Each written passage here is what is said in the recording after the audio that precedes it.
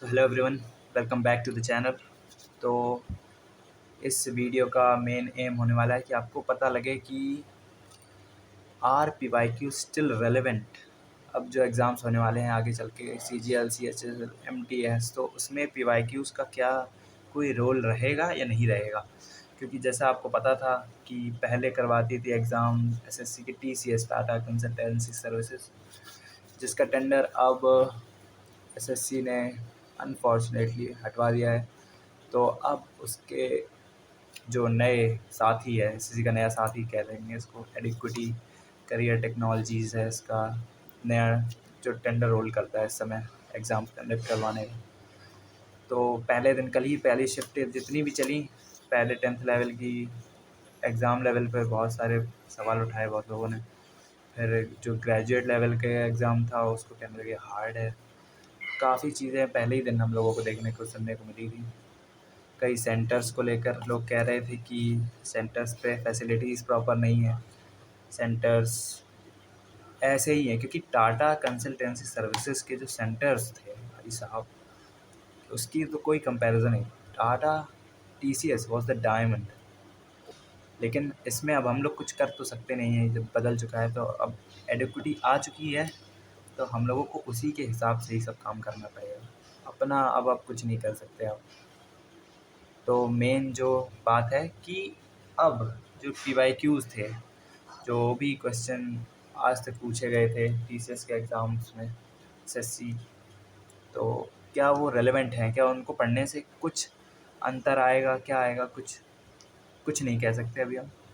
तो ये वीडियो तो सिर्फ बस एक आइडिया के ऊपर है कि फ़ाइनल डिसीज़न आपका होगा कि आपको पढ़ने हैं, नहीं पढ़ने हैं, क्या करना है, वो आपके ऊपर है। मैं ऊपर ऊपर का आपको बता देता हूँ बस। जैसे कि आपको पता है कि अब जो है इंटरफेस से लेके सेंटर लेके क्वेश्चन बैंक सब कुछ चेंज हो चुका है। तो अब आपको तैयारी अच्छी खासी करनी पड़ेगी कॉन्सेप्ट की। आप पी वाई क्यूज़ के बल पे ये नहीं कह सकते कि रिपीटेड क्वेश्चन ये आएगा, ये काफ़ी बार आया भी फिर आ सकता है, अभी आप नहीं कह सकते हैं। कई चीज़ें जो टी सी एस स्मूथली कराता था, इसको करवाने में दिक्कत होने वाली है। तो अब क्या कर सकते हैं कि तो अगर आपको बताएं कि पी वाई क्यूज़ रिलेवेंट हैं या नहीं है, तो उसका आंसर है यस।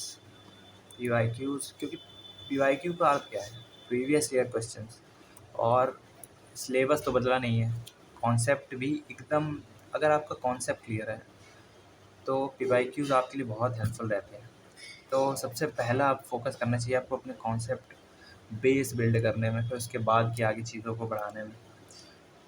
लेकिन ये जो पी वाई क्यूज़ का है वो वर्क कहाँ करेगा? इंग्लिश में कर सकता है, मैथ में कर सकता है, रीजनिंग में कर सकता है, लेकिन जहाँ प्रॉब्लम आ सकती है वो है जी एस। मेरे पास शायद डेटा है, तो अभी तक टी सी एस एरा 2023 है शायद, डेट में कुछ प्रॉब्लम होगी।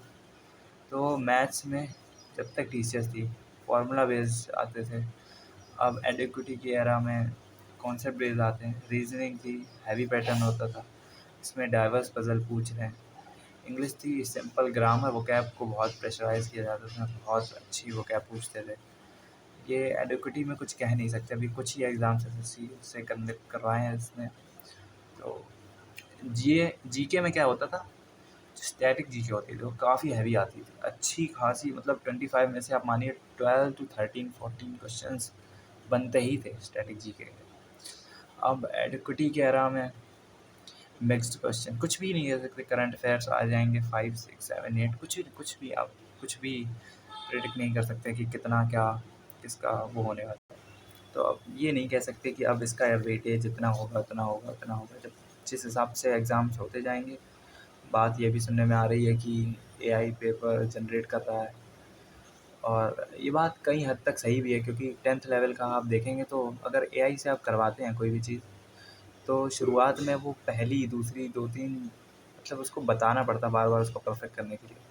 तो ऐसा मैं नहीं कह रहा हूँ कि वो लोग एक ही सिंगल शॉट में ही पूरा एग्ज़ाम पेपर बनवा लेते हैं, नहीं। वो क्वेश्चन सेटअप करवाते हैं, फिर उसको चेक करते हैं, फिर उसके ऑप्शन चेक करते हैं, उस हिसाब से पेपर कंडक्ट हो रहा है। लेकिन एआई का क्या है, एआई को आप जिस हिसाब से प्रॉम्प्ट देंगे उसी हिसाब से क्वेश्चन बना के देगा। और मुझे नहीं लगता कि वो वापस रिपीटेड क्वेश्चंस को बार बार उठाएगा कि एक बार अगर उसने कुछ पूछ दिया जैसे मेन चीज़, फिर उसको दोबारा पूछेगा। तो काफ़ी वो आपके ऊपर है कि आप, तो एट लास्ट मेरा यही पॉइंट है मेन कि आप उस पर रिलाई, अकेला पीवाईक्यू को लेके नहीं चल सकते आप। आपको अपने कॉन्सेप्ट्स जितने ज़्यादा अच्छे हो सके, जितने ज़्यादा उतने अच्छे करने की ज़रूरत है, क्योंकि जो होने वाला है वो अनएक्सपेक्टेड होगा। कुछ भी नहीं कह सकते कितने का नंबर का, क्या कुछ भी नहीं। तो अब आपको सिर्फ़ और सिर्फ कॉन्सेप्ट पे अपने ध्यान देने की ज़रूरत है, और पीवाईक्यूज़ आप तब करें, सिर्फ़ और सिर्फ तब लगाएं जब आपके कॉन्सेप्ट सिलेबस पूरा कंप्लीट हो चुका हो। Thank you for everything.